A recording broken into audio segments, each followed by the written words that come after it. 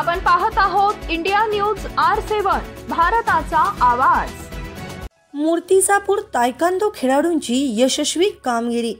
एकेकाळी देशी खेळांची पंढरी समजल्या जाणाऱ्या मूर्तिजापूर शहरातील खेळाडूंनी आता विदेशी खेळावर सुद्धा प्रभुत्व मिळवायला सुरुवात केली आहे।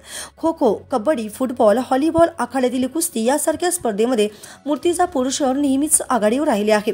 आता जपान आणि चीनचे प्रभुत्व असलेल्या तायकांदो स्पर्धेत आपली चुणूक दाखवली आहे। नुकत्याच झालेल्या उत्तर प्रदेशातील राष्ट्रीय स्पर्धेमध्ये मूर्तिजापूरकरता अभिमानाची ठरावी अशी कामगिरी या खेळाडूंनी दाखवली आहे।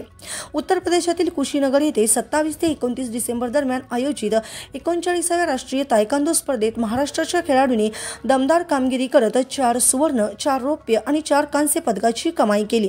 या नेत्रदीपक विजयामुळे महाराष्ट्राने 3रा क्रमांक प्राप्त करून विजयश्री मिळवली आहे। या स्पर्धेत कुमारी विधी यादव, शुभम यादव, विराज नांदेकर आणि दुर्गेश प्रधान यांनी सुवर्ण पदक पटकावून संघाला अभिमानास्पद यश मिळवून दिले। रौप्य पदक विजेत्यांमध्ये हर्ष अग्रवाल, अतुल यरडावकर, मानस बाहिती तसेच प्रज्ञा खंडारे यांचा समावेश होता।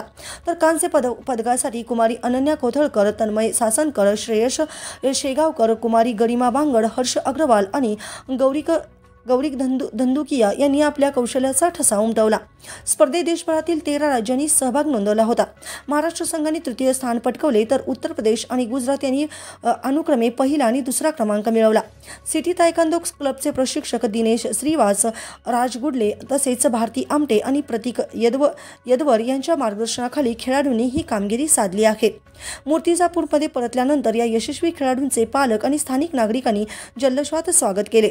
जिल्हा क्रीडा अधिकारी सतीश चंद्र भट्ट यांनी या चमूचे कौतुक करत पुढील वाटचालीसाठी शुभेच्छा दिल्या। इंडिया न्यूज R7 उपसंपादक मोहम्मद रिजवान सिद्दीकी।